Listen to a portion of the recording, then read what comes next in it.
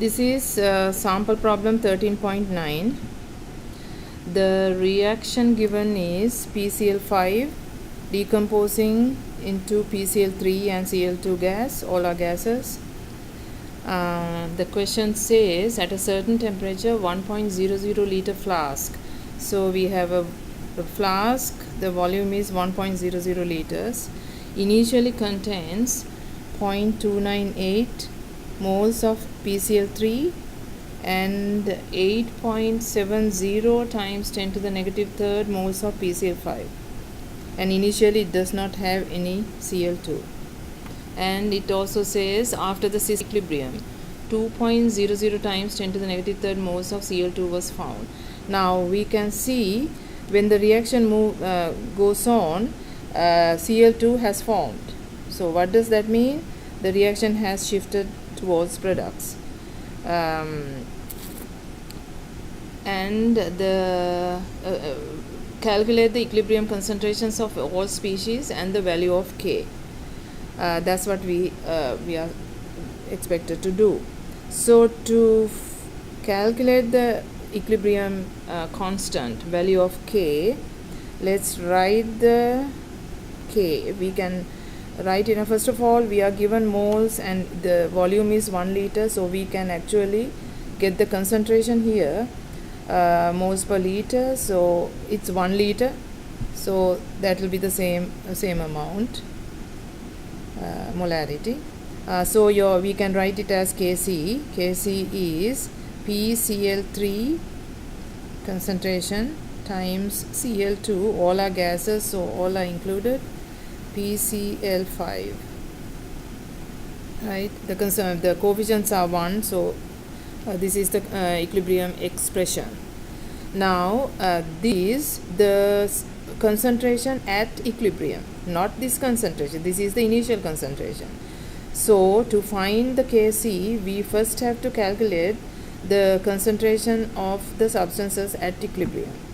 Now this is given as 2.00 times 10 to the negative third. But how do we find these two? Now to do this, we can organize the data given in a chart like this. Initially we have 8.70 times 10 to the negative third. I'm using the molarity, the concentration, 0.298 mole of PCl3, this much of PCl5, and 0 amount of Cl2 initially. And you can see from the equation, every 1 mole of PCl5 gives 1 mole of PCl3 and 1. So if we take the change as x, so change as x, we know that PCl5 is decomposing because the reaction is moving towards the products. So the change for PCl5 will be minus x. PCl3 is forming, so PCl3 will be plus x, and Cl2 is also forming, so that will be plus x. And at equilibrium, the concentration for PCl5 will be the difference of these two numbers. So that will be 8.70 times 10 to the negative third, which we had initially, and it decomposed x amount, so that is how much is left at equilibrium, and this will be 0.298, and it formed, PCl3 was formed, so it will be plus x here, and this will be x, 0 plus x, it is x. And from the problem, x is given.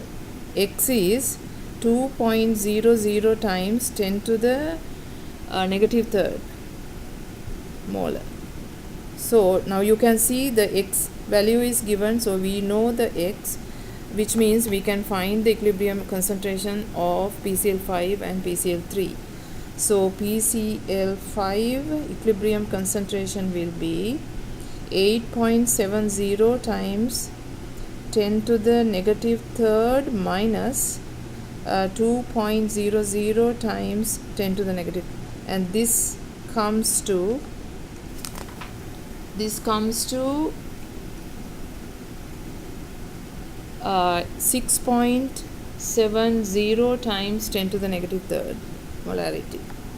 And PCl3 will be, PCl3 is here 0.298 plus 2.00 times 10 to the negative third, and that comes to 0.300 molar. So now we have PCl3 and PCl5, so we can plug into the expression. PCl3 is 0.300 times Cl2 is 2.00 times 10 to the negative third over PCl5 is 6.70 times 10 to the negative third. So just plug into your calculator and we get 8.96 times 10 to the negative second, and you know there's no unit for the Kc.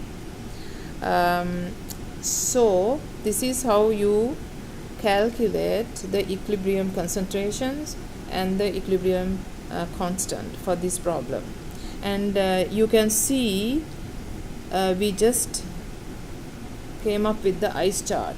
Can you see ICE, ICE chart? So ICE chart is none other than organizing your data to solve for the unknown.